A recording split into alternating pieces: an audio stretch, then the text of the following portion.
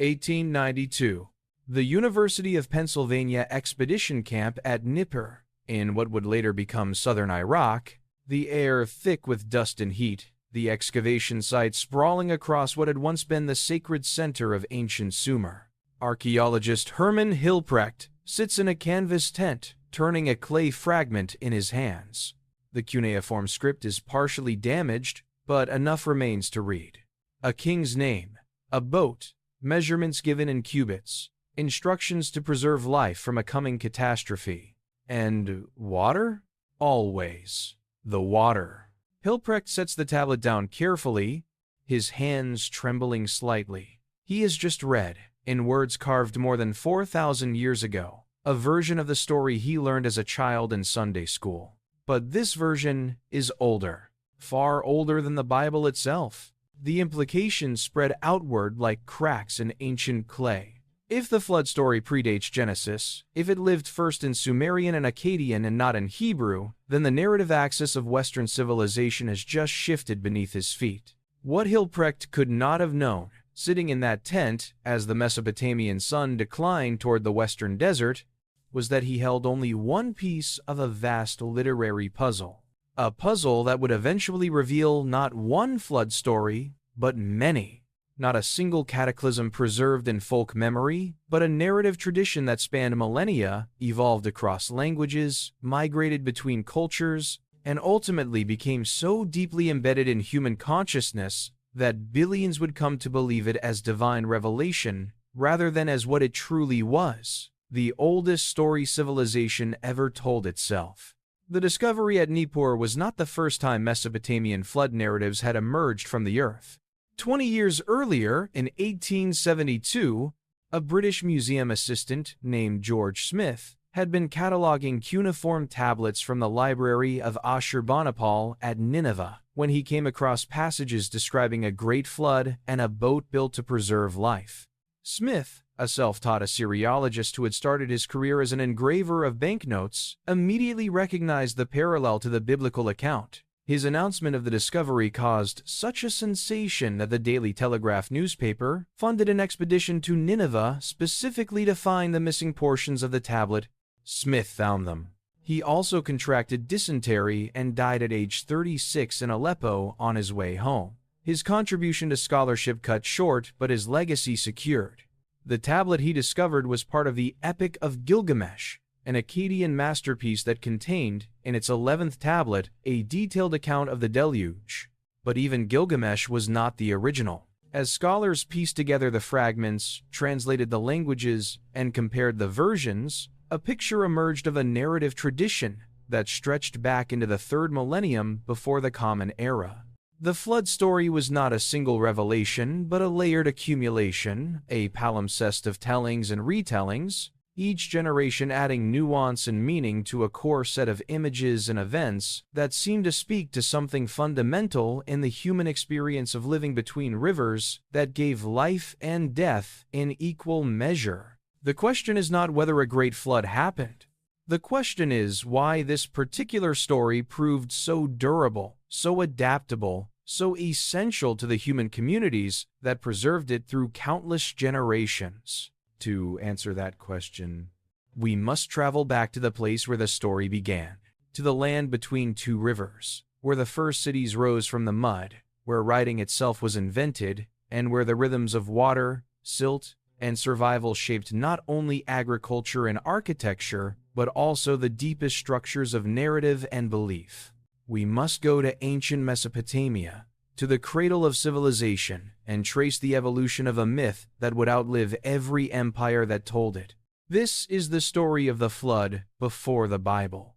The Mesopotamian origins of the Great Deluge. The southern alluvial plain of Mesopotamia is, in geological terms, an anomaly. Unlike river valleys, shaped over millions of years by gradual erosion and deposition, this landscape is young. Barely 10,000 years old, built entirely from sediment carried down from the mountains of Anatolia and the Zagros Range by the Tigris and Euphrates rivers. During the last ice age, the Persian Gulf extended much farther north than it does today. The coastline lay somewhere near modern Baghdad. As glaciers melted and sea levels rose, the rivers responded by dumping their sediment load, building the land southward at a rate of nearly 1 meter per century in some periods. The soil itself is river-made. Every handful of earth in ancient Sumer was once mountain stone, ground to powder by water and time, carried hundreds of kilometers, and deposited grain by grain to create what would become the most productive agricultural land in the ancient world. But this fertility came with a price. The Tigris and Euphrates are not gentle rivers. Unlike the Nile, which floods predictably and benevolently each year, the Mesopotamian rivers are erratic, violent, and unforgiving. Spring snowmelt in the Anatolian highlands can swell the rivers to 10 times their normal volume within days. The floodwaters arrive without warning, often in late spring when crops are already growing in the fields. The rivers do not simply overflow their banks. They change course entirely, abandoning old channels and carving new ones, erasing villages, drowning livestock, destroying irrigation systems that took years to construct. The ancient Mesopotamian term for flood, abubu, carries connotations not merely of rising water, but of cosmic chaos, of the fundamental order of things breaking down. Ancient Mesopotamian texts are filled with descriptions of these catastrophes. Not mythological floods, but historical ones, recorded in king lists and administrative documents with the dry precision of bureaucratic record-keeping. The 3rd year of King Shulgi. The river rose, the barley was lost, 20 villages swept away.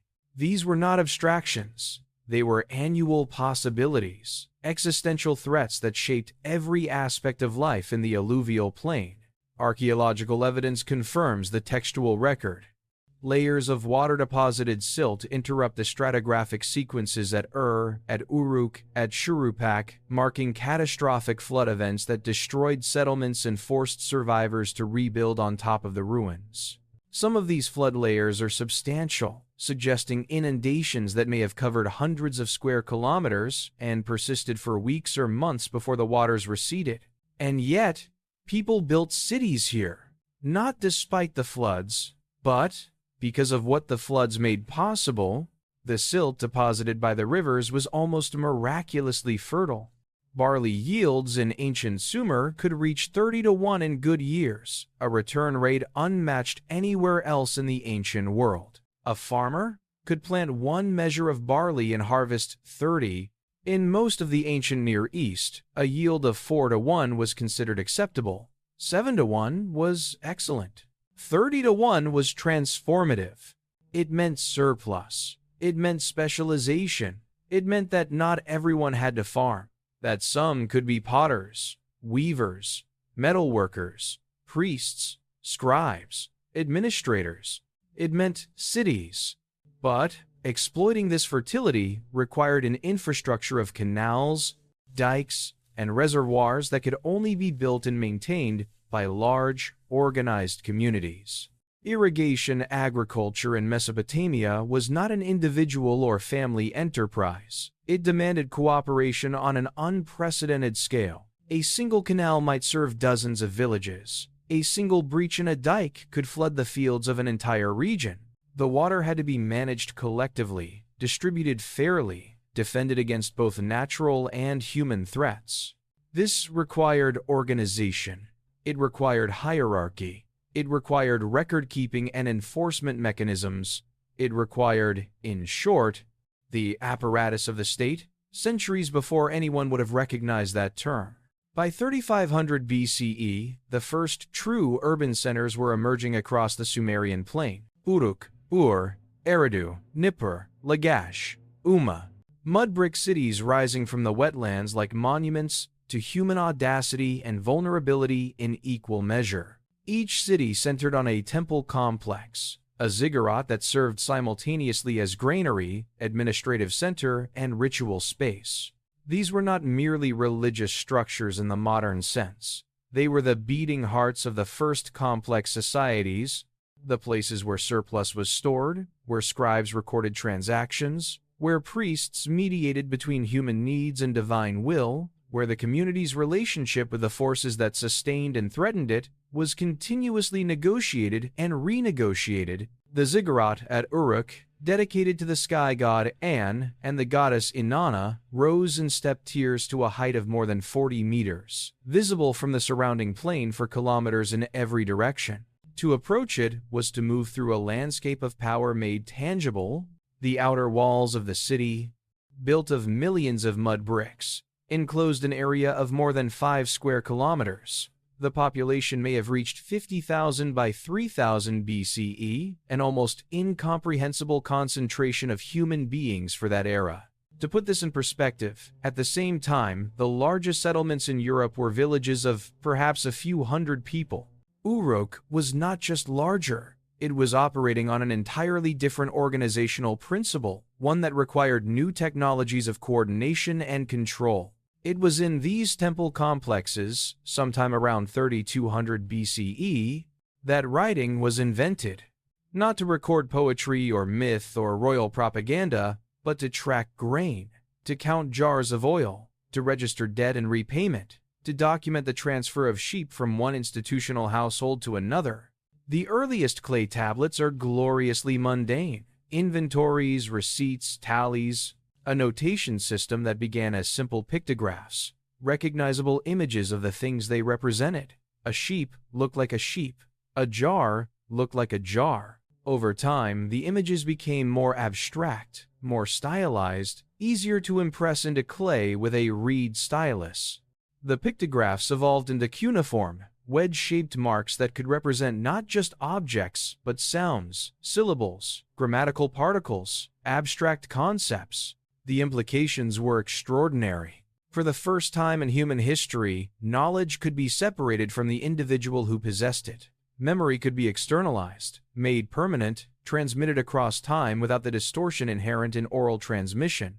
A man could die, but his words could persist, unchanged, available to be read by people who never knew him, in contexts he never imagined.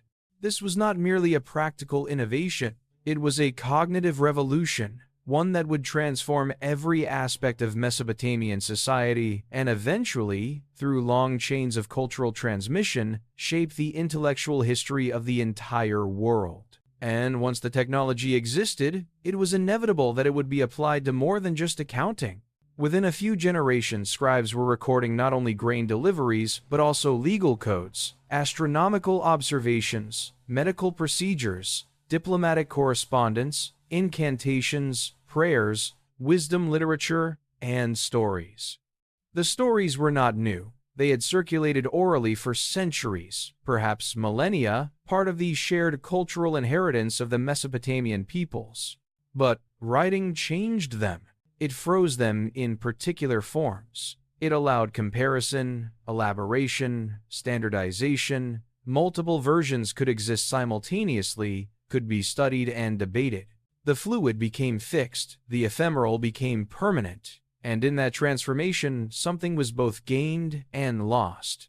Among the earliest narratives committed to clay in the Sumerian language was a tale of catastrophic flood, divine displeasure, and miraculous survival. The oldest surviving version comes from a tablet fragment discovered at Nippur, dating to approximately 1700 BCE, but copying a text that may be centuries older still. The tablet is damaged, frustratingly incomplete, but enough remains to reconstruct the essential narrative. The protagonist is Ziusudra, a king described as pious and attentive to divine warnings. He is introduced not as a warrior or a conqueror, but as a listener, a man who pays attention to signs and omens, who takes the gods seriously in a way that others, perhaps, have ceased to do. The gods, for reasons the damaged tablet does not fully preserve, have decided to destroy humanity with a flood. The text offers no clear explanation for this decision.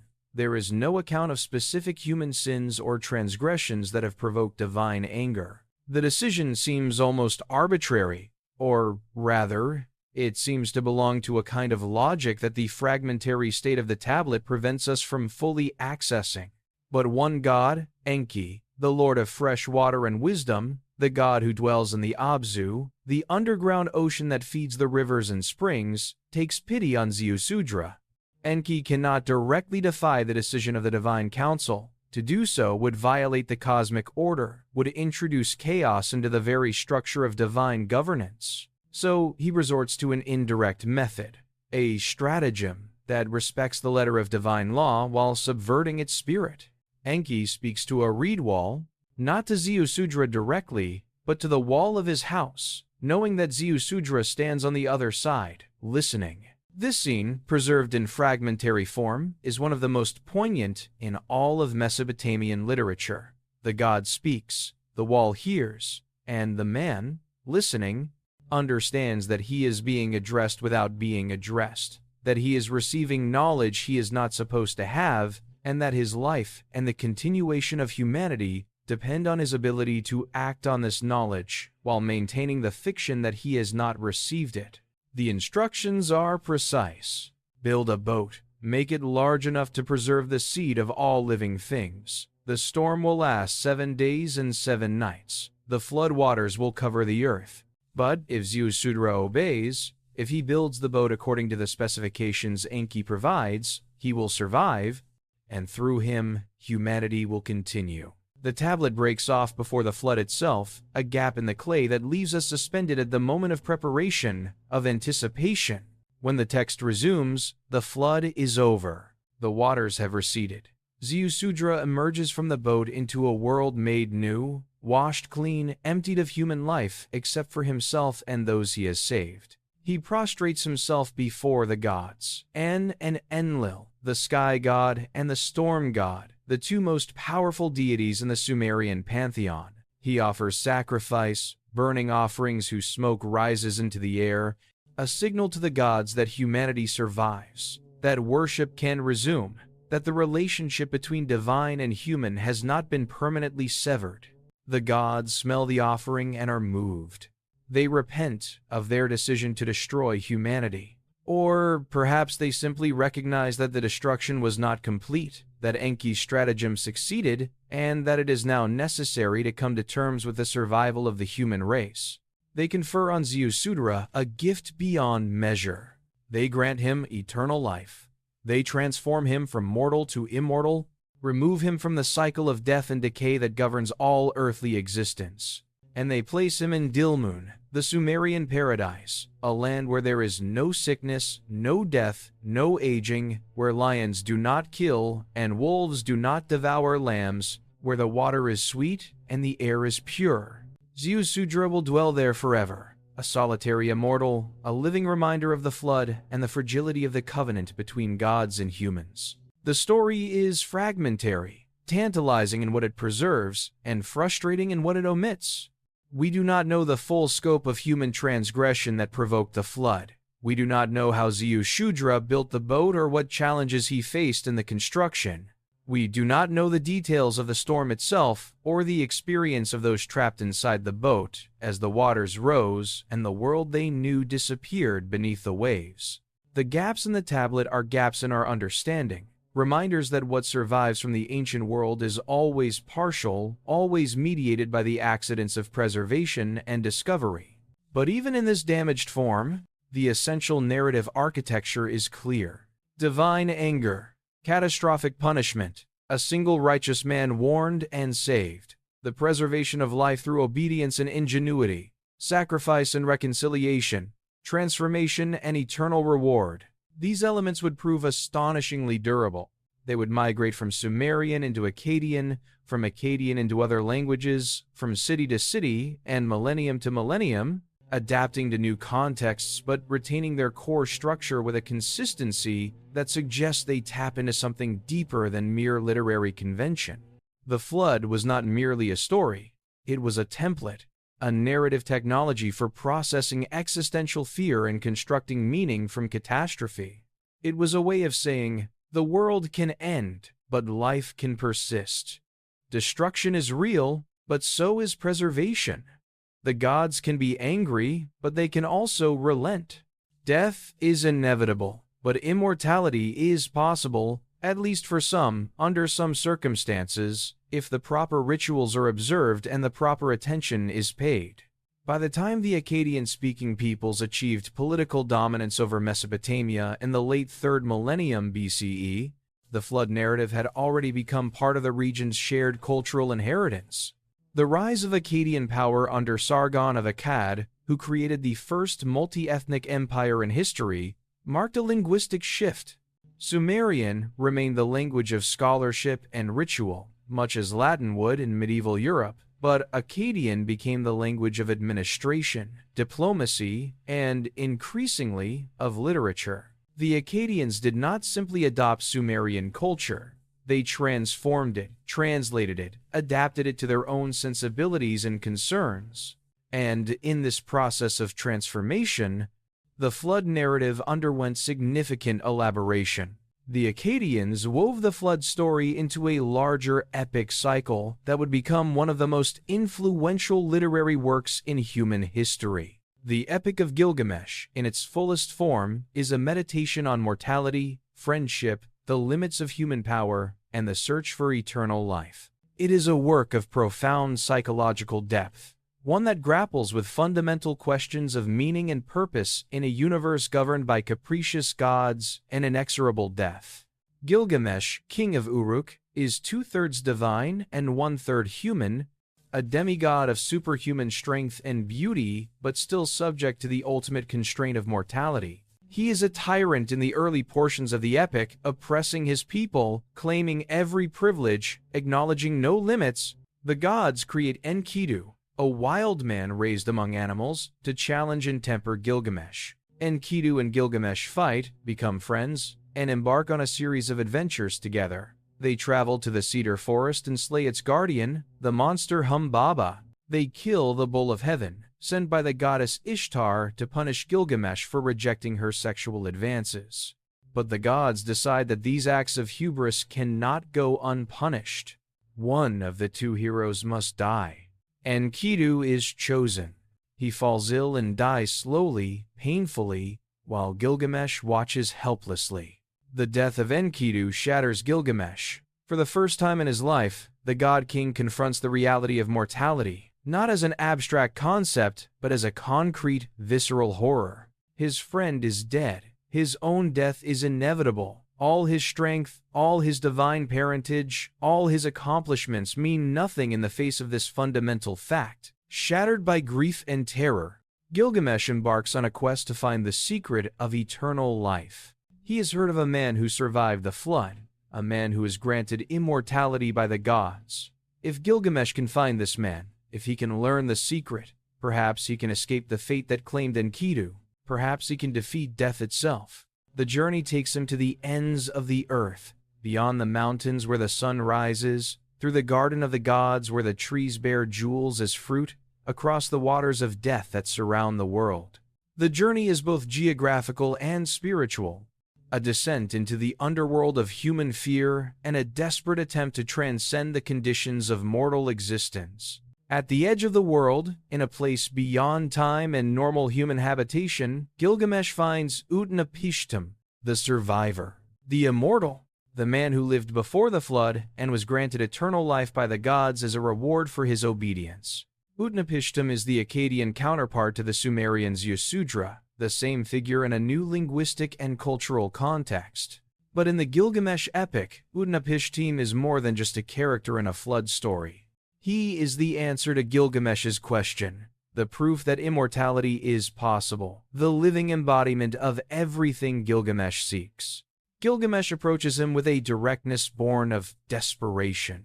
How did you achieve what I seek? How did you escape death? Tell me the secret so that I too may live forever. Utnapishtim's answer is the flood story, now expanded, dramatized, and integrated into the larger narrative arc of the epic. He tells Gilgamesh that there is no secret, at least not one that Gilgamesh can replicate. What happened to Utnapishtim was unique, a one-time event that occurred under circumstances that will never be repeated.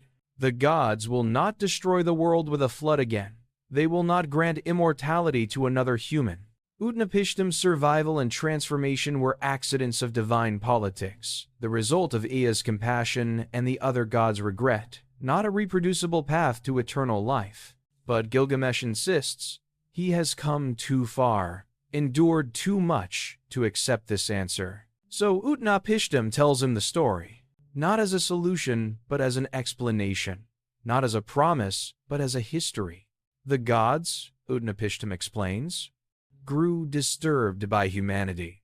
The text is somewhat ambiguous about the specific cause of divine displeasure. Some versions suggest that the problem was overpopulation, the noise and bustle of human cities disturbing the rest of the gods, who dwell in heaven and prefer quiet. Other versions imply moral corruption, violence, the breakdown of social order, humans forgetting the proper rituals of worship and respect.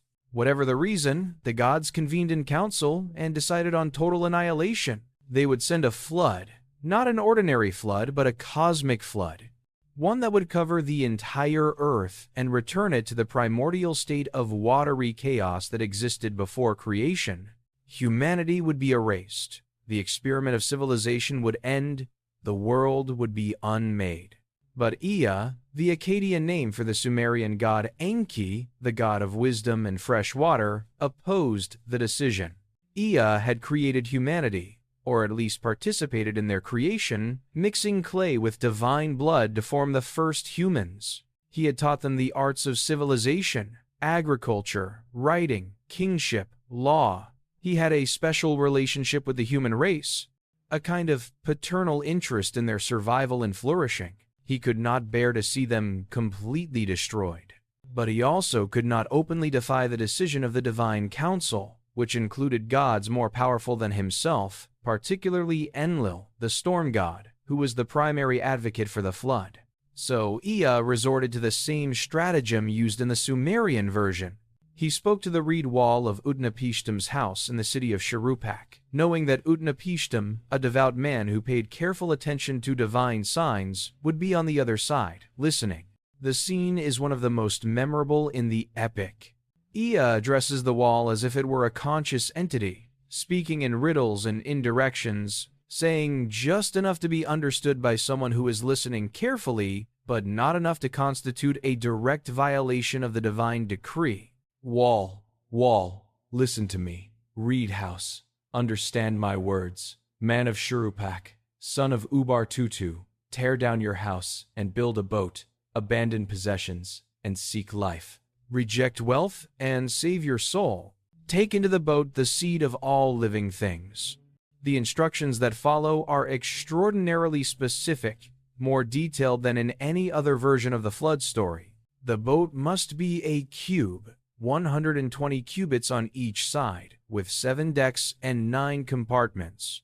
It must be waterproofed with bitumen, both inside and out, using vast quantities of the black, sticky substance that bubbles up from the earth in various places in Mesopotamia and has been used since time immemorial for waterproofing, adhesive, and ritual purposes. Utnapishtim is to bring aboard his family, his possessions, his silver and gold, craftsmen representing every essential skill so that civilization can be reconstructed after the flood, and animals of every kind, both wild and domestic, so that the earth can be repopulated. Utnapishtim obeys. He demolishes his house, using the materials to build the boat. His neighbors think he has gone mad. Why are you destroying your home? Why are you building this enormous vessel in the middle of the city, far from any navigable water? Utnapishtim tells them that Ea has informed him he must leave Shuruppak, that he has fallen out of favor with Enlil, and that he is building a boat to travel to the domain of Ea in the Abzu, the underground ocean. The neighbors accept this explanation, or at least they do not interfere. Some of them even help with the construction, not realizing that they are facilitating their own doom. The work takes 7 days, an archetypal number in Mesopotamian literature associated with completion, with cycles, with the structure of time itself. On the 7th day, the boat is completed and loaded. Utnapishtim brings aboard his family, his wife, his sons, his daughters, their spouses, and children. He brings craftsmen, carpenters, metal workers, weavers, potters, scribes. He brings animals, 2 of every kind, driven aboard in pairs. He brings his treasure, the accumulated wealth of a lifetime, though he must know on some level that such wealth will have no meaning in the world that is coming. He brings food and water, provisions for a journey of unknown duration, And then, on the evening of the 7th day, just as the sun sets, Utnapishtim himself boards the vessel. He seals the door from the inside, coating the joints with bitumen to make it watertight.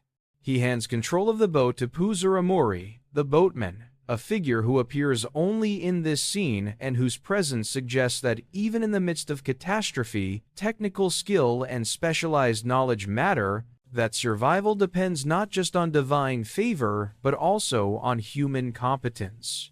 The storm begins at dawn.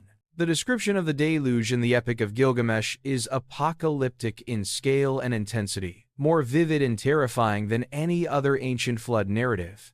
Akkad, the storm god, roars across the sky. Thunder shakes the foundations of the earth. The Anunnaki, the underworld gods, lift torches and set the land ablaze with lightning. The light of the storm makes day of night, illuminating the world in brief, terrifying flashes. Then darkness comes, a darkness so complete that people cannot see their hands in front of their faces, cannot recognize their own families, cannot distinguish earth from sky.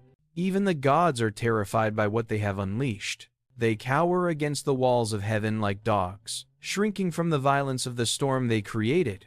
Ishtar, the goddess of love and war, cries out in anguish, regretting that she ever agreed to the destruction of humanity.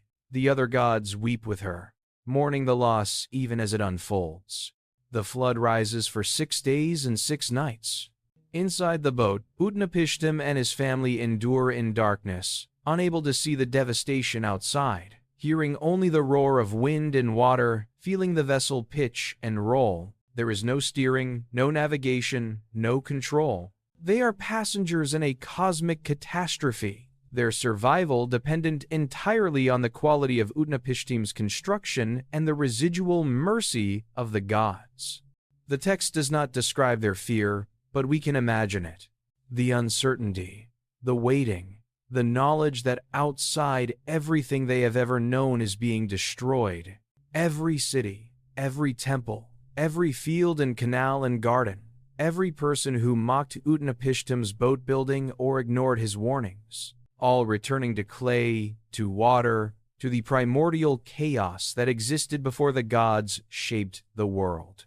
On the 7th day, the storm subsides. The winds calm, the rain stops. The world becomes silent, utterly silent, in a way it has never been before. Utnapishtim opens a hatch and looks out. Light streams in, the first light he has seen in a week. He peers out at the transformed world. The sea, he says, was flat as a roof. All of humanity had returned to clay. The water extends in every direction, featureless, unbroken by any landmark. The cities are gone. The mountains are submerged. There is no sign of life, no movement, no sound except the lapping of water against the sides of the boat. Utnapishtim weeps. The text is explicit about this. He weeps for what has been lost, for the totality of the destruction, for the fact that he has survived while everyone else has perished. But the boat has come to rest.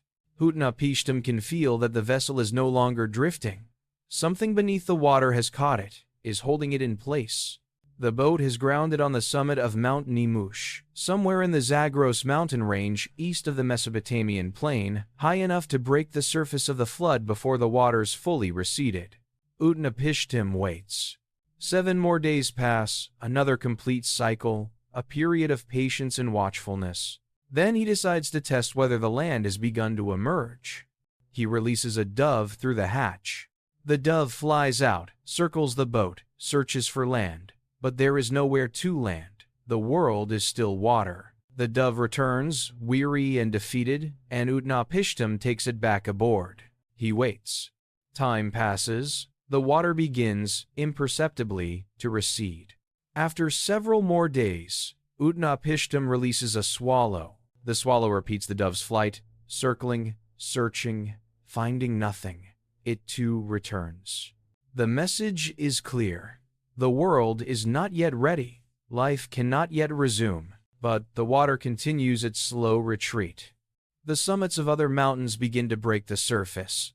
Islands of mud appear, gleaming wet in the sunlight, devoid of vegetation. Finally, Utnapishtim releases a raven. The raven flies out and does not return. It has found land, or at least enough floating debris and carrion to sustain itself. The world is emerging from the water. Life can begin again.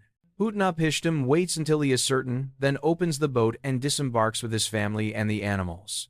They step out onto the muddy summit of Mount Nemush, into a world emptied of human presence, a world that must be repopulated and rebuilt from nothing. The first thing Utnapishtim does is build an altar. He gathers stones, stacks them, and prepares an offering. He sacrifices sheep and cattle, pours out libations, burns incense. The smoke rises into the air, visible for vast distances across the empty world, a signal to the gods that humanity survives, that worship can resume, that the relationship between divine and mortal has not been permanently severed despite the catastrophe. The gods smell the offering. The text is quite specific about this. They smell the sweet savor and gather around the sacrifice like flies, drawn irresistibly to the smoke and scent. The image is both poignant and slightly comic. These great cosmic powers reduced to hunger, desperate for the worship and offerings that they have nearly destroyed by annihilating the worshippers. Ishtar arrives first, still wearing her necklace of lapis lazuli, her divine regalia. She swears by the necklace that she will never forget this day, that she will never again consent to the destruction of humanity. The other gods gather, all except Enlil, the storm god who advocated most strongly for the flood. When Enlil finally arrives and sees the boat and realizes that humans have survived, he flies into a rage. Who escaped? How did any mortal survive the destruction we decreed? There should be no survivors. The flood was meant to be total, absolute, final. Someone must have violated the divine decision. Someone must have warned the humans. Ea steps forward. He does not deny what he has done, but he argues cleverly, defending his action without quite admitting that it was a betrayal of the council's will. He points out that Utnapishtim survived through his own piety and wisdom, that the gods should not have destroyed the righteous along with the wicked. He suggests that the flood was an overreaction, that humanity's sins, whatever they were, did not warrant complete annihilation. He reminds Enlil that humans are necessary for the gods' well-being, that without worshippers and offerings, the gods themselves are diminished. Enlil is not fully convinced, but he recognizes the logic of Ea's argument. The flood has happened. Humanity has survived. The situation cannot be undone. A new arrangement must be made. Enlil boards the boat and brings Utnapishtim and his wife before the assembly of the gods. He touches their foreheads, a ritual gesture of transformation. In that moment, Utnapishtim and his wife cease to be mortal. They are removed from the cycle of death and decay, granted eternal life, transformed into something that is no longer quite human, but not quite divine either. They are placed in a category of their own, unique beings who have passed through death and emerged on the other side. And then Enlil sends them away, to Dilmun, the paradise at the mouth of the rivers, where they will dwell forever, isolated from both gods and humans, living monuments to the flood and the fragility of divine justice. This is the answer to Gilgamesh's question. This is how Utnapishtim achieved immortality, through a catastrophe that killed everyone else, through divine politics and accidents of favor, through circumstances that will never be repeated. Gilgamesh understands, in that moment, that there is no path to eternal life for him, no secret he can learn or trial he can pass that will grant him what Utnapishtim has. His quest has failed. Mortality is his inescapable condition. But the story does not end there. Utnapishtim, perhaps out of pity, offers Gilgamesh a test. If you seek immortality, he says, begin with something simpler. Stay awake for 7 days and 7 nights. Conquer sleep, and perhaps you can conquer death. Gilgamesh tries. He sits down, determined to remain conscious, but he is exhausted from his journey, and sleep overcomes him almost immediately. He sleeps for 7 days, proving that he cannot even overcome sleep, much less death. When Gilgamesh awakens, Utnapishtim shows him 7 loaves of bread that his wife has baked. one for each day he slept. The bread progresses from fresh to moldy, a visual demonstration of time passing, of decay, of the inevitability of entropy. Gilgamesh is humiliated and despairing. He prepares to return to Uruk, to accept his mortality, to live whatever life remains to him without the comfort of hope for transcendence. But as he is leaving, Utnapishtim's wife intercedes. She urges her husband to give Gilgamesh something, some consolation for his journey. Utnapishtim relents. He tells Gilgamesh of a plant that grows at the bottom of the ocean, a plant that can restore youth if not grant immortality. Its name is the Old Man Becomes Young. Gilgamesh dives to the ocean floor, ties stones to his feet to weigh himself down, and retrieves the plant. He begins the journey back to Uruk, carrying the plant, planning to test it on an old man in the city before using it himself. But on the way home, he stops at a pool to bathe. While he is in the water, a serpent smells the plant, emerges from the depths, and eats it. The serpent sloughs off its old skin and disappears, renewed, leaving Gilgamesh with nothing. The plant is gone. The hope of renewed youth is gone. Gilgamesh sits by the pool and weeps, understanding finally and fully that he will die, that all his strength and all his striving have led only to this moment of loss and recognition. He returns to Uruk empty-handed, a mortal king who will grow old and die like everyone else. But the epic suggests that he finds a different kind of immortality in the walls he built around Uruk, in the city itself, which will outlast his individual life. The works of civilization, the epic implies, are the only immortality available to humans. The flood story embedded in the Gilgamesh epic serves multiple functions within the larger narrative. It provides an answer to Gilgamesh's quest while simultaneously demonstrating why that quest is futile. It offers a vision of cosmic catastrophe and divine caprice that contextualizes Gilgamesh's personal tragedy within a larger pattern of suffering and loss. It suggests that survival itself, even without immortality, is a kind of victory, that the continuation of life in the face of overwhelming destruction is meaningful, even if individual lives remain finite. And it preserves, for future generations, a detailed account of the flood that would become the template for countless retellings across millennia and cultures.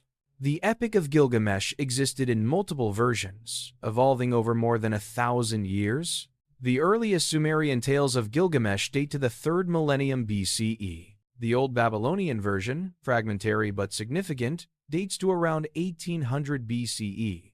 The Standard Babylonian version, compiled by a scribe named Sin-Lachi-Unnini in the late 2nd millennium BCE, became the canonical text, copied and recopied in scribal schools across Mesopotamia for centuries. When the Assyrian king Ashurbanipal created his great library at Nineveh in the 7th century BCE, the Epic of Gilgamesh was among the texts he collected and preserved. It was tablets from this library that George Smith discovered in the 1870s, bringing the flood story back into human consciousness after more than 2,000 years of obscurity. But the Gilgamesh epic was not the only version of the flood narrative circulating in ancient Mesopotamia. The story had a life beyond the epic, appearing in different forms, different contexts, different languages. The Sumerian Ziusudra version we have already examined was one strand. The Akkadian Atrahasis Epic was another equally important and perhaps even older in its core elements than the Gilgamesh version. The Atrahasis Epic, whose name means extremely wise, is a comprehensive creation narrative that explains the origin of humanity, the development of civilization, and the flood as a crisis point in the relationship between gods and humans. According to the Atrahasis Epic, humans were created to serve the gods, to do the labor that the gods themselves had grown weary of performing. In the beginning, the text explains, the senior gods forced the junior gods, the Igigi, to dig canals, maintain rivers, and produce food for the divine community. This arrangement persisted for thousands of years, but eventually the Igigi rebelled. They burned their tools, surrounded the house of Enlil at night, and demanded relief from their endless toil. The senior gods, faced with this revolt, needed a solution. They could not continue to exploit the junior gods without risking further rebellion, but they also could not do the work themselves. Ea proposed creating a new category of being, something intermediate between gods and animals, capable of labor and intelligence, but mortal and subordinate. He suggested mixing clay with the blood of a slain god, one of the rebel Igigi, to create humanity. The clay would provide physical form, while the divine blood would provide the spark of consciousness and the capacity for understanding. The proposal was accepted. The god Wi-Ila, described as one of the leaders of the rebellion, was slaughtered. His blood was mixed with clay, and from this mixture, the first humans were formed. 7 males and 7 females, created simultaneously, the ancestors of the entire human race. Humanity multiplied and spread across the earth, fulfilling their function of serving the gods, maintaining the irrigation systems, producing food, offering sacrifices. But as the human population grew, a problem emerged: the noise. The constant din of human activity. Cities full of people talking, arguing, celebrating, mourning, working, living. The sound disturbed the gods, particularly Enlil, who could not rest. The text is quite specific about this. The clamor of humanity became intolerable. Enlil complained to the other gods, and they agreed to reduce the human population. They tried plague. Many died, but the survivors multiplied and the noise resumed. They tried drought. Famine reduced the population, but again, humanity recovered. The pattern repeated several times, each divine attempt at reduction followed by human resilience and renewed growth. Finally, Enlil proposed a more permanent solution: a flood. Not a local flood or a seasonal inundation, but a cosmic flood that would destroy every living thing on Earth and silence the noise forever. The Divine Council agreed. They swore an oath to keep the decision secret, to ensure that no human would be warned and escape. But Ea, again, could not bear to see his creation completely destroyed. He went to the reed house of Atrahasis, the wisest of humans, and spoke to the wall, just as he had done in the other versions. Wall, listen. Reed house, understand. Dismantle your house. Build a boat. Abandon possessions. Seek life. Reject goods. Save your soul. Bring living things aboard. Atrahasis obeyed. He built the boat according to Ea's specifications, loaded it with his family and animals, and sealed himself inside as the flood began. The description of the deluge in the Atrahasis Epic is briefer than in Gilgamesh, but no less terrifying. The storm raged for 7 days and 7 nights. When it ended, Atrahasis opened a window and wept, seeing the world return to water. Eventually the flood receded. The boat grounded. Atrahasis disembarked and offered sacrifice. The gods, starving for offerings, gathered around the smoke. Enlil was furious to discover a survivor, but Ea defended his action and proposed a new arrangement. Instead of destroying humanity, Ea suggested implementing controls on population growth. Some women would be barren. Some infants would not survive. There would be priestesses who did not bear children. Death would limit the population naturally, preventing the noise from ever again reaching intolerable levels. The gods agreed. Humanity would persist, but under new conditions, subject to mortality, disease, infertility, and loss. The flood marked the end of a kind of golden age and the beginning of the human condition as we know it: life shadowed by death, reproduction limited by chance and divine decree, existence defined by labor and impermanence. The Atrahasis Epic provides a different theological framework for the flood than the Gilgamesh version. In Gilgamesh, the flood seems almost arbitrary, a divine whim or an unexplained decision.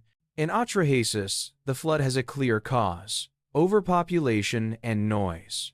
The story becomes a myth of limits, an explanation for why human life is difficult and finite, why not all children survive, why some people cannot have children, why death is universal.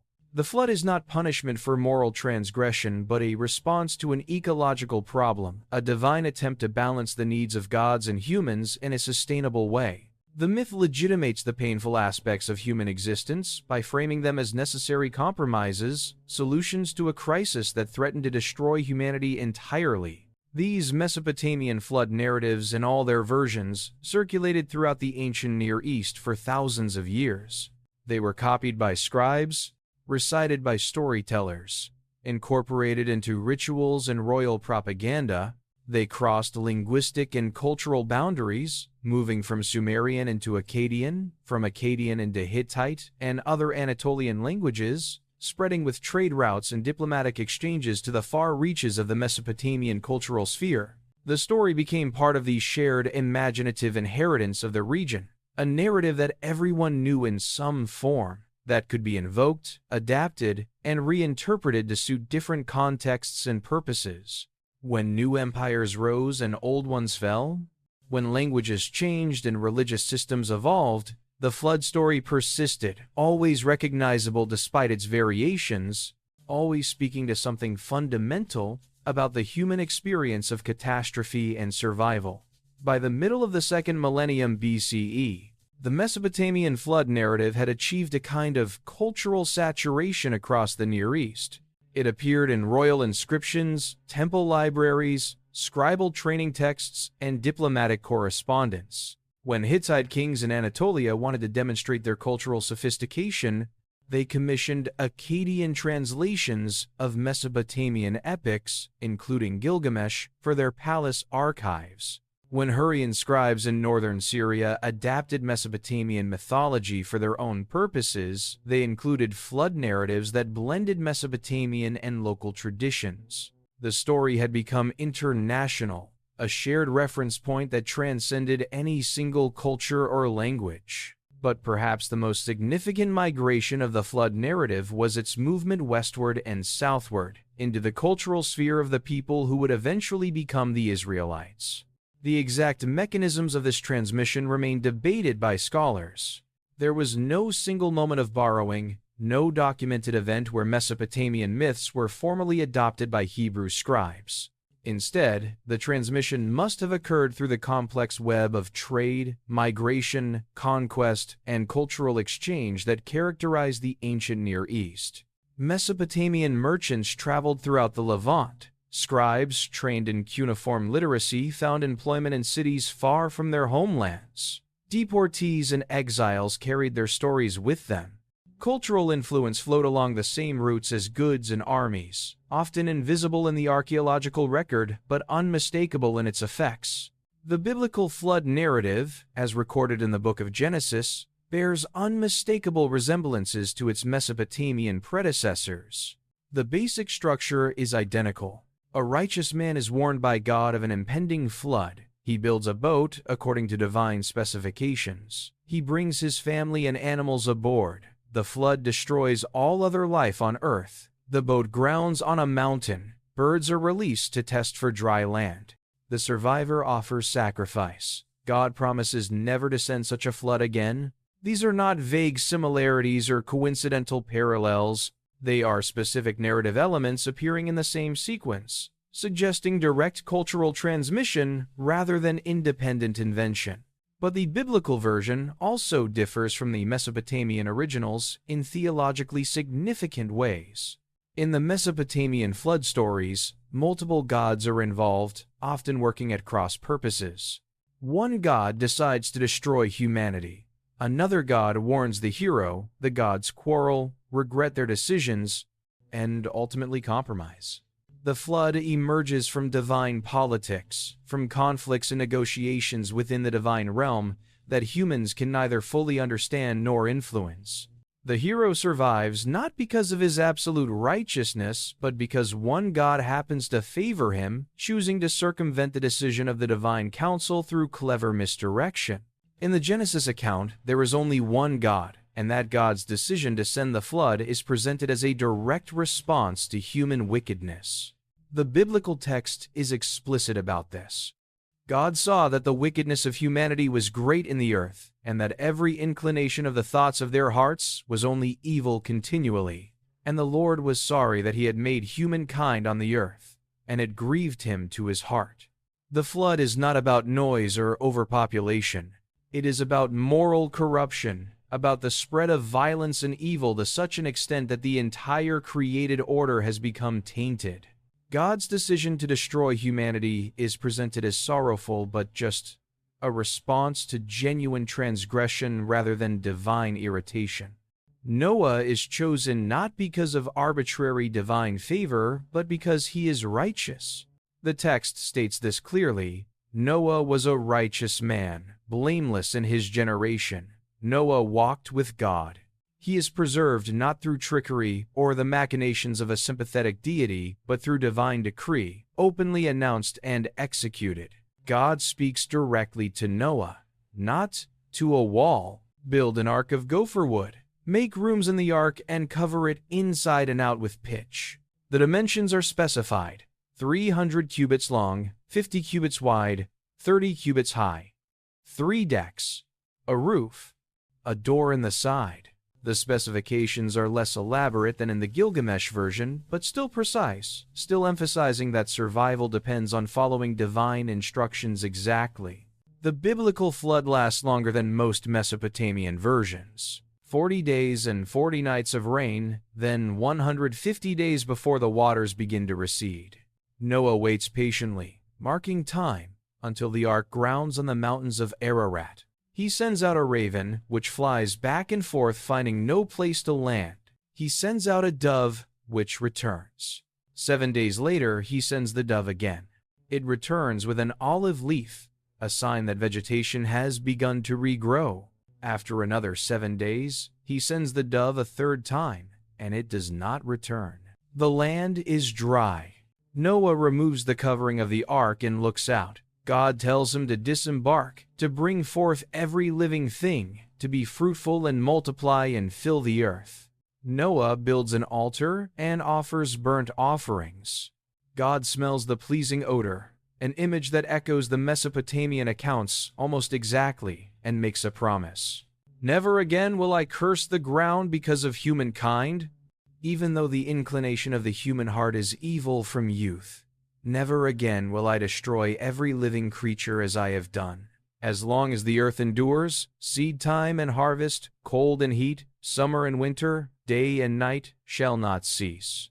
God establishes a covenant with Noah and his descendants, a formal agreement that the created order will persist despite human wickedness. The sign of this covenant is the rainbow, which God sets in the clouds as a reminder of the promise. When the bow is in the clouds, God says, I will see it and remember the everlasting covenant between God and every living creature of all flesh that is on the earth. This theological transformation of the flood narrative is profound. In the Mesopotamian versions, the flood is ultimately meaningless, or at least its meaning is obscure, emerging from divine caprice or ecological necessity rather than from moral logic. The gods regret the flood almost immediately, realizing they have acted rashly, destroying the worshippers who sustain them. There is no promise that floods will not recur, only a set of population controls designed to prevent the noise problem from reaching critical levels again. In the biblical version, by contrast, the flood is meaningful. It is divine judgment against wickedness. But it is also finite, bounded by divine promise. The Rainbow Covenant establishes that despite human evil, which God acknowledges will continue, the created order itself is secure. There will be no second total destruction. History will continue. Humanity has a future.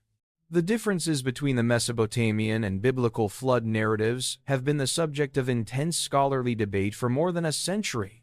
When George Smith first announced his discovery of the Mesopotamian flood story, the reaction was explosive. Some saw it as confirmation of the Bible's historical accuracy. Here was external evidence for the flood, proof that the Genesis account recorded a real event.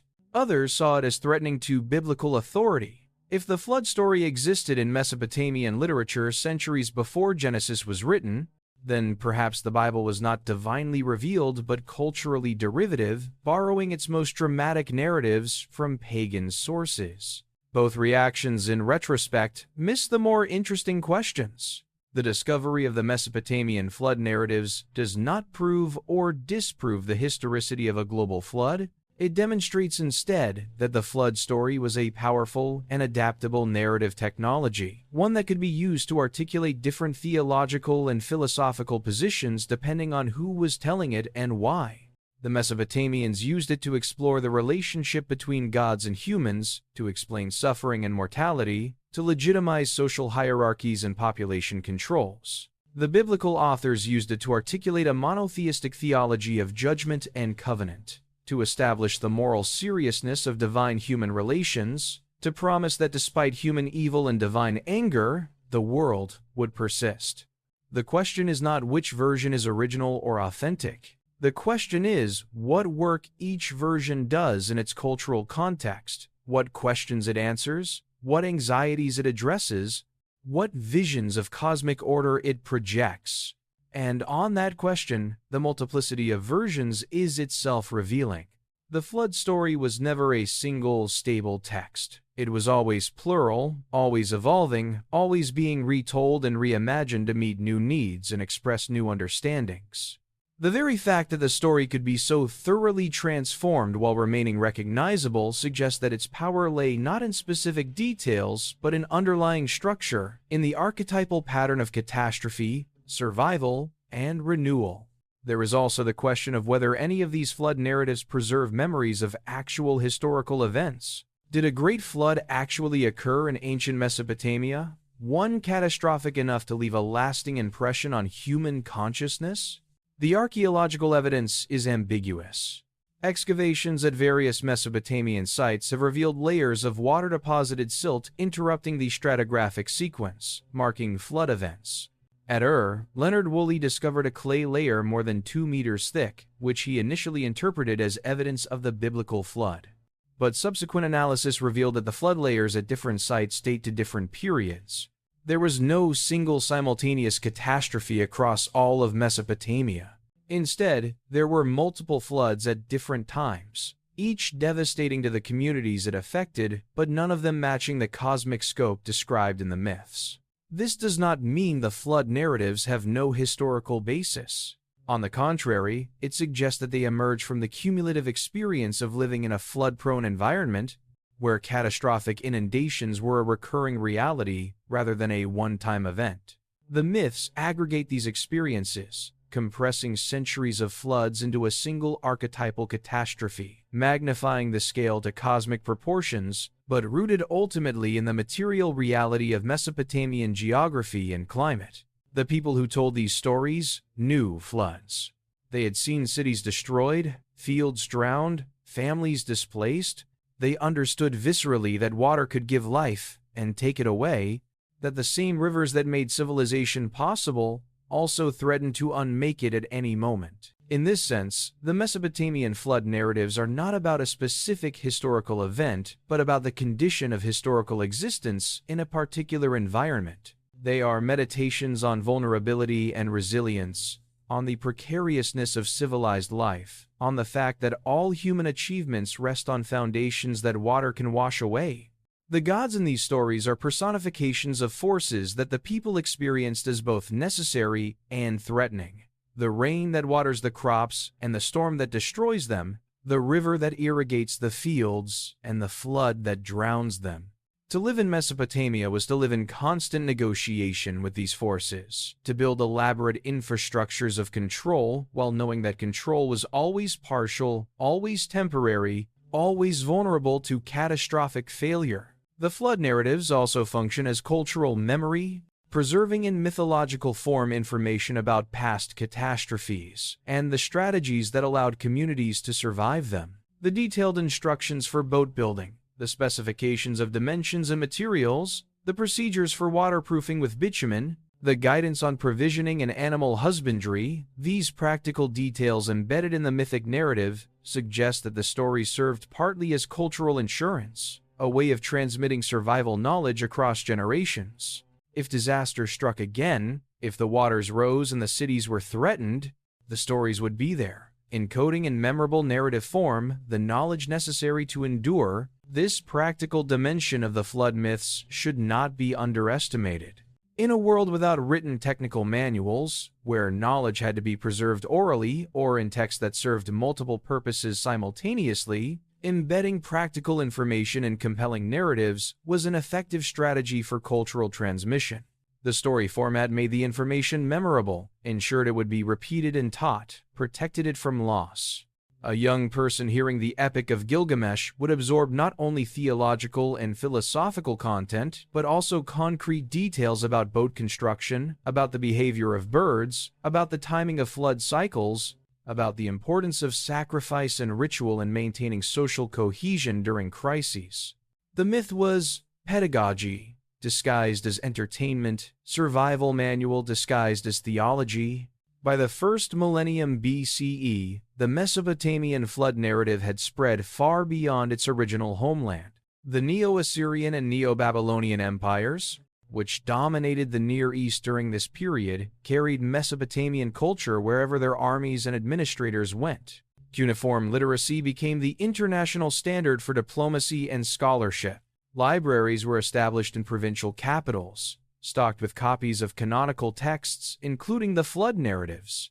When the Assyrian Empire fell to the combined forces of the Medes and Babylonians in 612 BCE, and Nineveh was destroyed, the library of Ashurbanipal was buried under the rubble, preserving the tablets for modern archaeologists to discover more than 2 millennia later. The Neo-Babylonian Empire, which succeeded the Assyrians, experienced its own dramatic encounter with the flood narrative's themes of exile and return.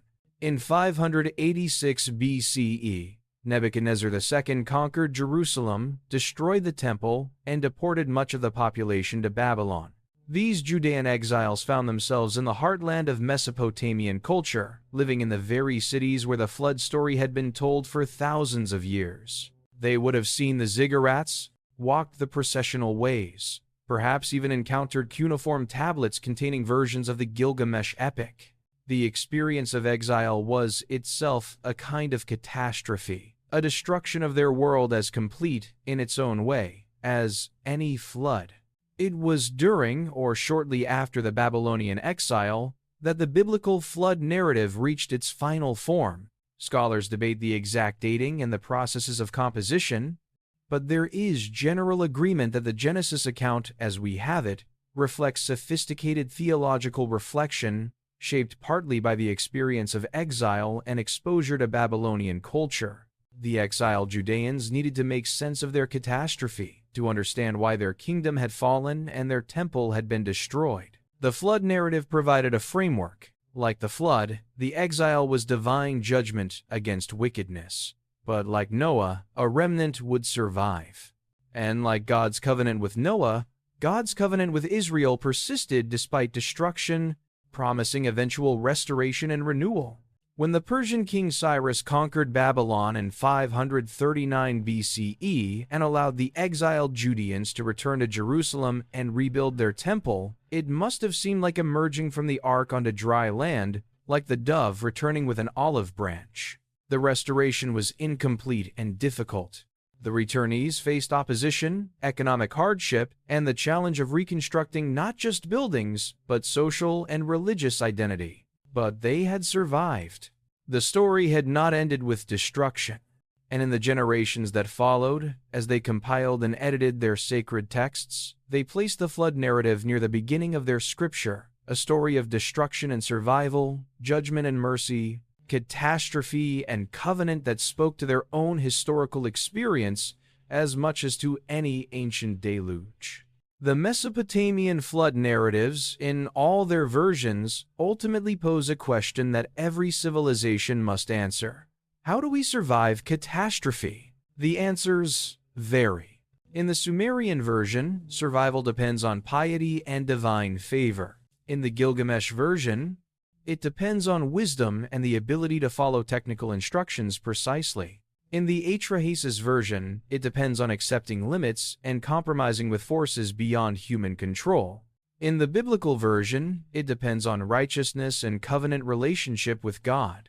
But underlying all these variations is a deeper insight. Survival is not guaranteed, catastrophe is always possible, and human existence is fundamentally precarious. This insight is particularly resonant in the modern world, which faces its own potential catastrophes: climate change, nuclear weapons, pandemic disease, ecological collapse. The ancient flood narratives speak to contemporary anxieties, perhaps more directly than their original tellers could have imagined. We too live in a world where rising waters threaten coastal cities, where human activity has altered fundamental systems that sustain life, where the consequences of our collective choices could be catastrophic and irreversible. We too must grapple with questions of responsibility and survival, of what knowledge and values we need to preserve, of whether technological solutions can save us, or whether more fundamental changes are necessary. The Mesopotamian flood narratives do not offer simple answers to these questions. They are not moral fables with clear lessons. They are complex, ambiguous texts that acknowledge the difficulty of survival, the partiality of human knowledge, the inevitability of loss. They do not promise that the righteous will always be saved, or that catastrophe can be avoided through proper behavior. They suggest instead that catastrophe is part of the human condition, that civilizations rise and fall, that floods come and worlds end, but that life persists, stories endure, and meaning can be constructed even in the aftermath of destruction. The great irony of the Mesopotamian flood narratives is that the civilizations that created them did not survive. The cities where Ziusudra and Utnapishtim and Atrahasis were first told, Eridu and Shuruppak and are ruins now, buried under millennia of wind-blown sand. The languages in which the stories were written, Sumerian and Akkadian, are dead, preserved only in the clay tablets that archaeologists extract from ancient sites. The gods to whom the survivors offered sacrifice, An and Enlil and Ea, are no longer worshipped. The empires that spread these narratives across the Near East have vanished completely, leaving only fragmentary inscriptions and administrative records to mark their passage through history. But the story survived. It migrated from culture to culture, adapted to new languages and new theologies, embedded itself so deeply in human consciousness that billions of people today can recite its basic outline without ever having read a cuneiform tablet. The story outlived the civilizations that created it, outlived the languages in which it was first told, outlived the gods whose actions it narrated. In this sense, the flood narrative achieved a kind of immortality that Gilgamesh sought but never found. An immortality not of individual survival, but of narrative persistence, the ability to speak across millennia to people who have no direct cultural connection to the story's origins, but who recognize in it something essential about the human experience. When we read the Mesopotamian flood narratives today, we are not engaging with ancient superstition or primitive mythology. We are encountering some of the earliest and most sophisticated attempts by human beings to grapple with existential questions that remain as pressing now as they were 4,000 years ago. How do we live with uncertainty? How do we prepare for catastrophe? What do we preserve when everything is threatened? How do we make meaning in the face of potential annihilation? What survives when civilizations fall? The ancient Mesopotamians answered these questions through story, through the creation of narratives that could be told and retold, adapted and transformed, but never quite forgotten. The flood story is not about what happened in the past. It is about what might happen in the future.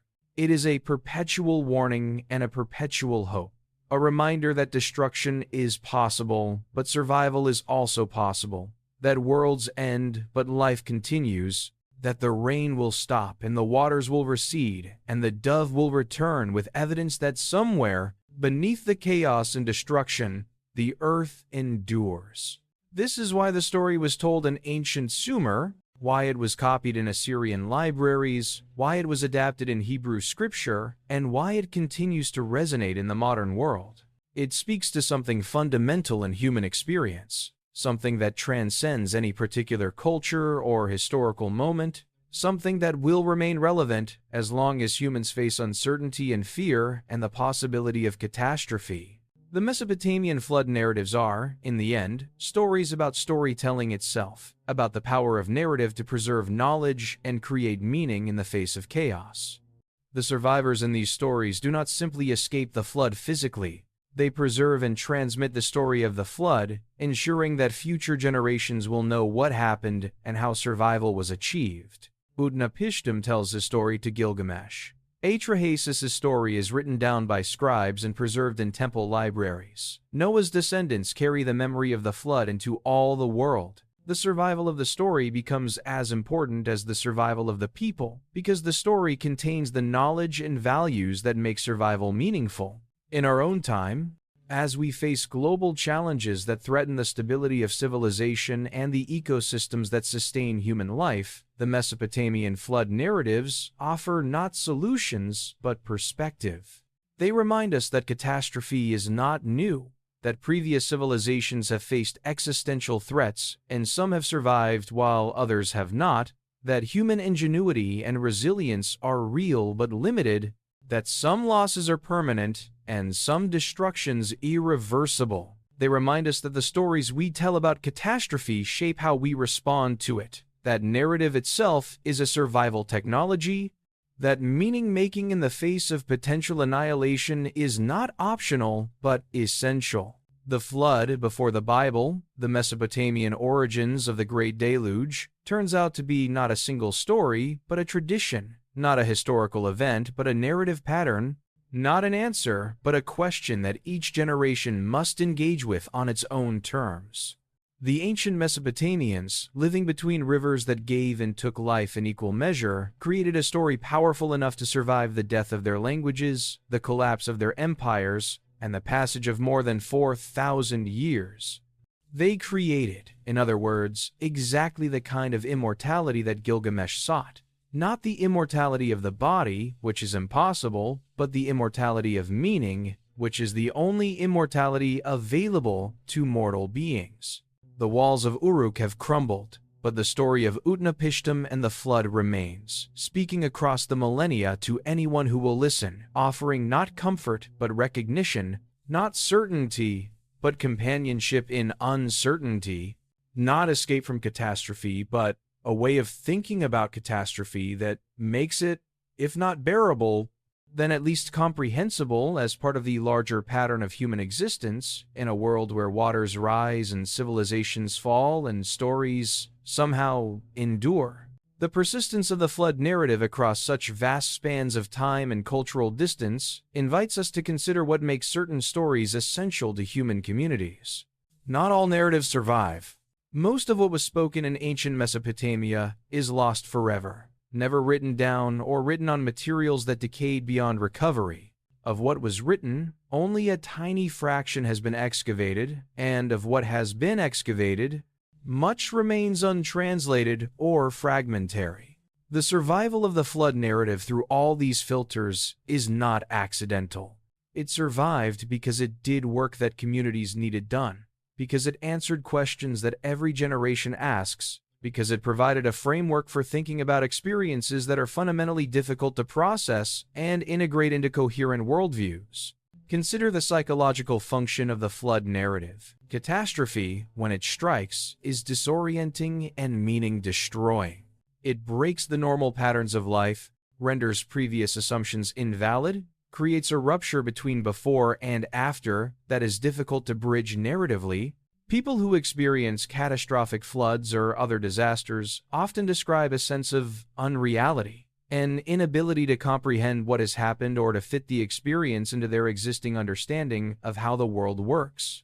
The flood narrative provides a pre-existing framework for understanding such experiences. It says, "This has happened before, others have endured it."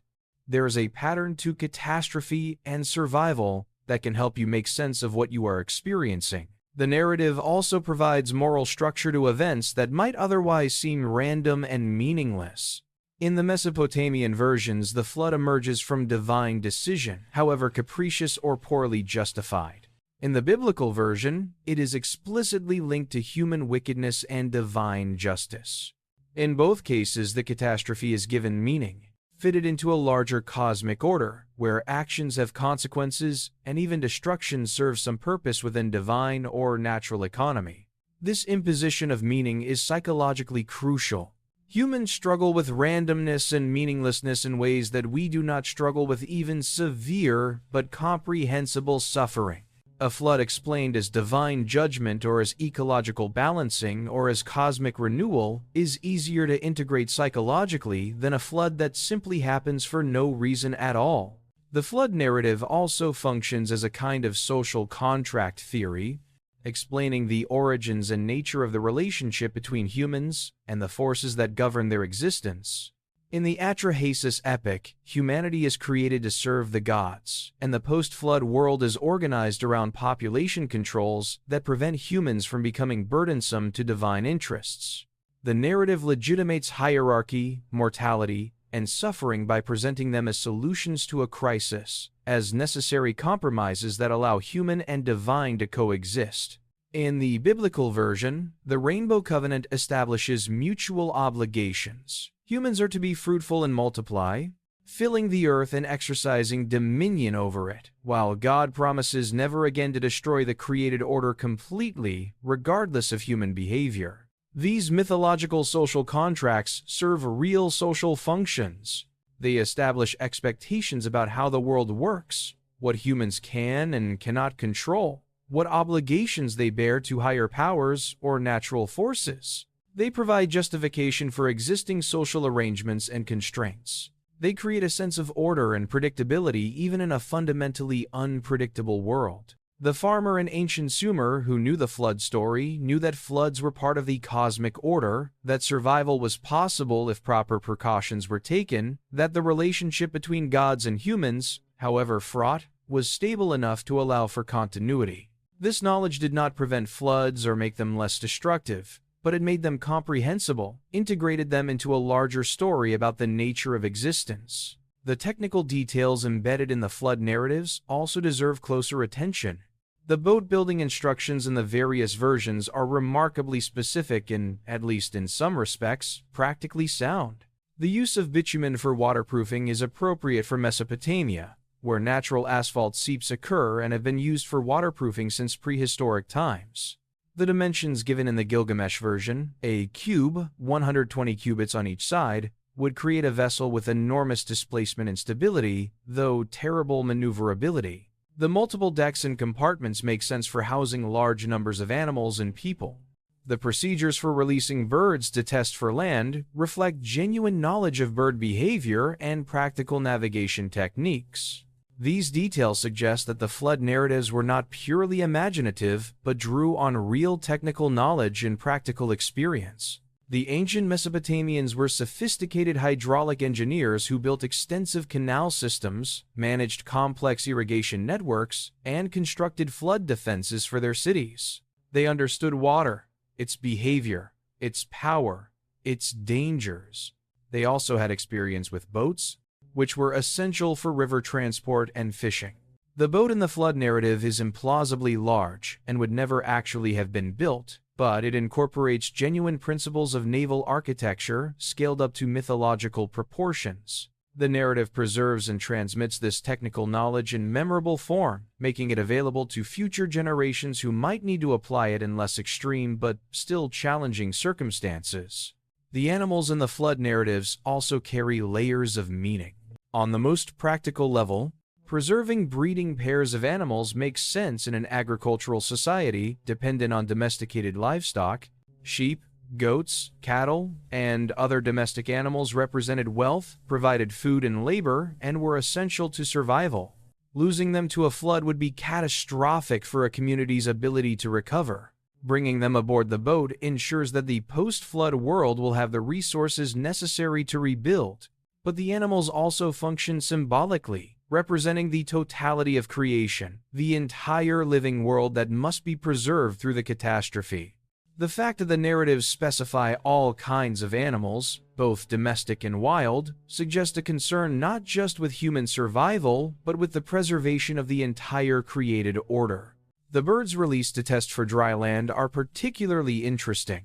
The raven and dove sequences appear in multiple versions with slight variations, but the underlying logic is consistent.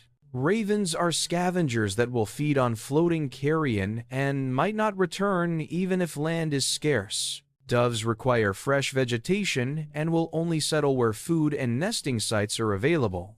The progression from raven to dove tests different thresholds of habitability. When the dove returns with an olive leaf, it signals not just the presence of dry land, but the presence of living vegetation, of an environment capable of supporting life. The detail is both practically sound and symbolically rich, suggesting renewal, hope, the return of fertility to a world that had been reduced to water and mud. The sacrifice that the flood survivors offer immediately upon disembarking appears in every version of the narrative and seems to be an essential element. The gods or God smelling the offering and responding favorably is a consistent feature. This detail has sometimes been dismissed as anthropomorphic primitive religion, gods imagined as needing physical sustenance from burnt offerings. But the function of sacrifice in these narratives is more complex. Sacrifice is a way of re-establishing relationship, of signaling to the divine that the human community survives and remains willing to fulfill its obligations. It is a communication technology, a way of saying through action rather than words, "We are here." We recognize our dependence on forces beyond ourselves. We commit to continuing the patterns of worship and reciprocity that define civilized existence. The divine response to the sacrifice is equally important. In the Mesopotamian versions, the gods gather around the offering like flies, desperate for the nourishment they have been denied during the period when all humans were dead. This image, undignified as it is, reveals a crucial theological point. The gods need humans as much as humans need gods. Worship is not one-directional. The relationship is symbiotic. Without worshippers, the gods are diminished, starved of the attention and offerings that sustain them. This mutual dependence creates a kind of cosmic check on divine power. The gods cannot simply destroy humanity without consequences for themselves. This realization, coming after the flood, leads to the various covenants and compromises that structure the post-flood world. In the biblical version, God's response to Noah's sacrifice is different. God does not need the sacrifice in any material sense, but is pleased by it, and the pleasing odor leads to divine self-commitment never to curse the ground again or destroy all living creatures. The sacrifice functions as acknowledgement and gratitude from Noah, and as trigger for divine promise from God. The asymmetry is deliberate. God does not depend on humans, but chooses to bind himself by covenant to the preservation of creation. The difference between the Mesopotamian and biblical theologies is crystallized in this moment. Mesopotamian gods negotiating from mutual vulnerability, the biblical God promising from sovereign freedom but choosing constraint. The geographical details in the flood narratives also reward attention. Utnapishtim's boat grounds on Mount Namush, identified by scholars as a peak in the Zagros Range east of Mesopotamia. Noah's Ark grounds on the mountains of Ararat, generally understood as referring to the region of ancient Urartu in eastern Anatolia. Both locations are highlands east and north of the Mesopotamian plain, which makes sense given prevailing wind patterns and the direction from which floodwaters would typically recede.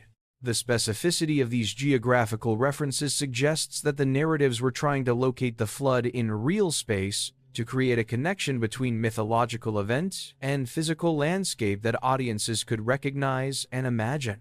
The choice of mountain sites for the grounding of the Ark also carries symbolic weight.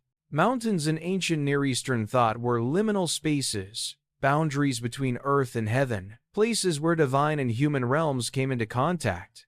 Many temples and ziggurats were understood as artificial mountains, replicating in architecture the natural features where gods could be encountered. Grounding the Ark on a mountain places the flood survivors at this threshold between destruction and renewal, between the ended world and the world beginning again, in a space that is neither fully mortal nor fully divine, but somehow both. From the mountain's summit, the survivor looks out over an emptied world and sees possibility. The waters receding, the land emerging, life preparing to resume. The flood narrative's treatment of time is also worth considering. The various versions give different durations for the flood event, but all use numbers that have symbolic significance in Mesopotamian thought. 7 days appears repeatedly, 7 days of boat construction, 7 days of storm, 7 days of waiting before releasing birds. 40 days appears in the biblical version, another number heavy with symbolic meaning. These durations are not meant to be precise chronological records, but rather to convey a sense of completeness, of cycles fulfilled, of processes running their appointed course.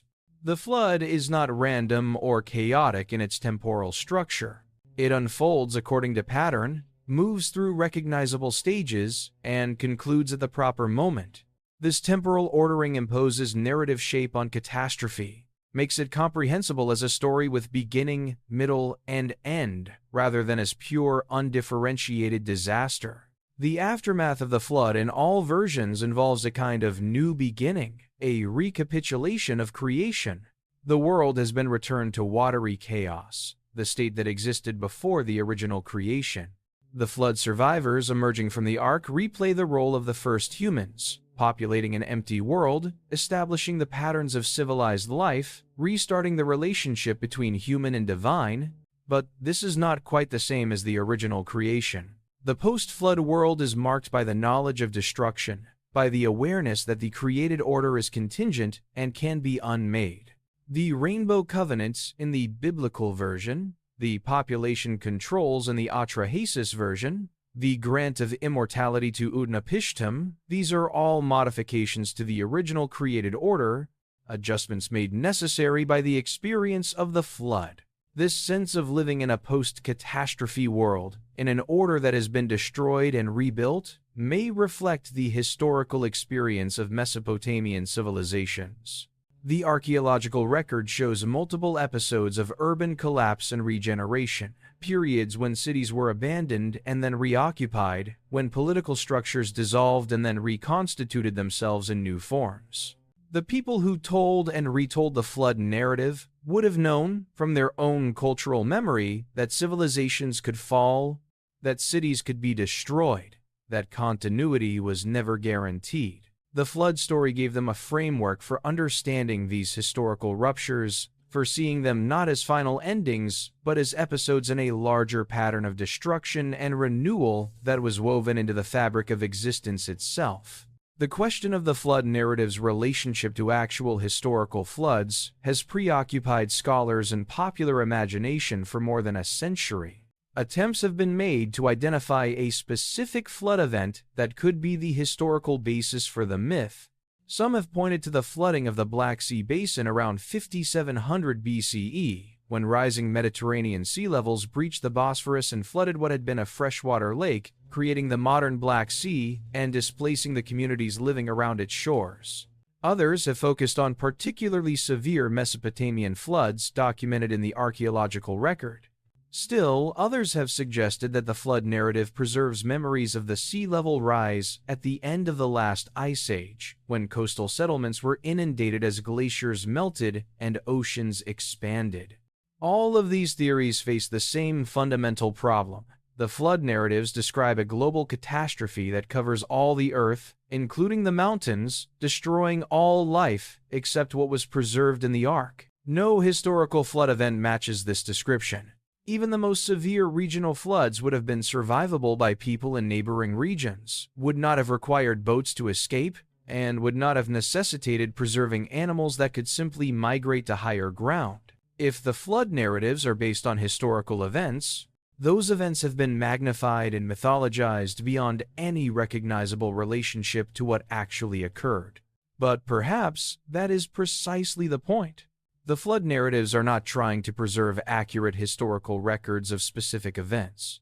They are trying to capture the experience and meaning of catastrophic flooding as a recurring feature of Mesopotamian existence. The mythological magnification, the expansion to cosmic scale, is not a distortion but an essential feature of the narrative's work. By making the flood total and universal, the narrative can explore ultimate questions about existence, survival, divine justice, and cosmic order that would not be raised by accounts of specific regional floods, however severe. The narrative needs the flood to be cosmic, to do the theological and philosophical work it is designed to do. Moreover, the very multiplicity of flood narratives in Mesopotamian and Near Eastern literature suggests that the story was not tied to a single historical event, but was a flexible narrative pattern that could be applied to different contexts and purposes. If there had been one definitive historical flood that everyone was trying to describe, we would expect more consistency across the various versions. Instead, we find significant variations in detail, duration, divine motivations, and outcomes, suggesting that storytellers were adapting the basic pattern to suit their own theological and literary purposes, rather than trying to faithfully record a historical event. The flood narrative as a pattern rather than a history helps explain its remarkable persistence and adaptability. It could be retold in different languages, fitted to different religious systems, adjusted to different cultural contexts, and still remain recognizable. The core elements: divine decision to destroy, warning to righteous individual, boat construction, animal preservation, flood, mountain landing, birds, sacrifice, covenant could be arranged and elaborated in various ways, while maintaining narrative coherence. This flexibility is what allowed the story to migrate from Sumerian to Akkadian to Hebrew to Greek to Latin, and eventually into virtually every language on Earth, becoming in the process one of the most widely known narratives in human history. The flood story's journey into European consciousness provides a fascinating epilogue to its ancient Near Eastern origins. For most of European history, the biblical version was the only flood narrative known. The Genesis account was understood as unique divine revelation, as historical fact attested by Scripture, and therefore beyond question. No one suspected that the story had predecessors, that it was part of a much longer and more complex narrative tradition. When George Smith announced his discovery of the Mesopotamian flood tablets in 1872, the shock to Victorian religious sensibilities was profound. The Bible's most dramatic and memorable narrative suddenly had older pagan counterparts. The question of biblical authority and uniqueness became unavoidable. The discovery sparked intense debate between those who saw the Mesopotamian texts as confirming the Bible's historical accuracy and those who saw them as revealing the Bible's derivative nature. But both positions rested on assumptions about uniqueness and originality that the ancient storytellers themselves would not have recognized. In the ancient world, retelling and adaptation of shared narratives was normal practice. Stories belonged to cultures, not to individual authors. A good story was one that was told many times, adapted to many contexts, woven into many larger works. The idea that the biblical flood narrative might be borrowed from Mesopotamian sources would not have troubled ancient Hebrew scribes the way it troubled modern believers, because the concept of intellectual property and textual originality simply did not exist in the same form. What mattered was not whether a story was original, but whether it was told well, whether it served the needs of the community, whether it expressed truths that the community recognized as essential. The biblical authors took the flood narrative from the broader ancient Near Eastern tradition and transformed it into something new, something that expressed their distinctive monotheistic theology and covenant relationship with their God. The transformation was creative and theologically sophisticated. The resulting narrative, while clearly related to its Mesopotamian predecessors, was not simply a copy, but a genuine innovation that did different work and conveyed different meanings. The discovery of the Mesopotamian flood narratives has, in retrospect, enriched rather than undermined the biblical text. By revealing the Genesis account's cultural context, by showing the narrative choices biblical authors made in adapting the older tradition, scholars have gained deeper appreciation for the theological and literary sophistication of the biblical version. Comparison between the versions highlights what is distinctive in each, reveals the particular concerns and perspectives of different cultures, and demonstrates the extraordinary durability and adaptability of the flood story as a narrative pattern capable of bearing multiple meanings across vast expanses of time and cultural difference. In our own time, the flood narrative continues to generate new interpretations and applications. Environmental movements have appropriated the story as a warning about climate change and ecological catastrophe, reading the flood as a mythological representation of what might happen if humanity fails to live in balance with natural systems. The Ark becomes a symbol of biodiversity preservation, the Covenant a model for sustainable relationship between humans and nature. These readings are not necessarily what the ancient storytellers intended, but they demonstrate the narrative's continued capacity to speak to contemporary concerns, to provide frameworks for thinking about threats and survival that remain urgently relevant. The scientific understanding of climate and geology has complicated the flood narrative status as historical record, while enhancing its power as metaphor and archetype. We know now that no global flood of the kind described in the texts has occurred in human history, that the Earth's water budget could not produce such an event, that geological evidence contradicts the narrative's claims about recent universal inundation. But this knowledge does not diminish the story's significance. If anything, it focuses attention on what the story has always been best at, not describing physical events, but exploring the meaning of catastrophe, survival, responsibility, and hope in the face of potential annihilation. The Mesopotamian flood narratives remind us that humanity has always lived with the threat of catastrophe, has always needed to grapple with questions of survival and meaning in the face of forces that could destroy everything we have built. The specific threats change: floods, earthquakes, plagues, wars, now climate change and nuclear weapons and pandemic disease. But the underlying human situation remains constant. We are vulnerable. Our achievements are fragile. The systems that sustain us can fail catastrophically. And yet we persist. We rebuild. We tell stories that help us make sense of destruction and envision possibility beyond it. The clay tablets that preserve the Mesopotamian flood narratives are themselves survivors of catastrophe.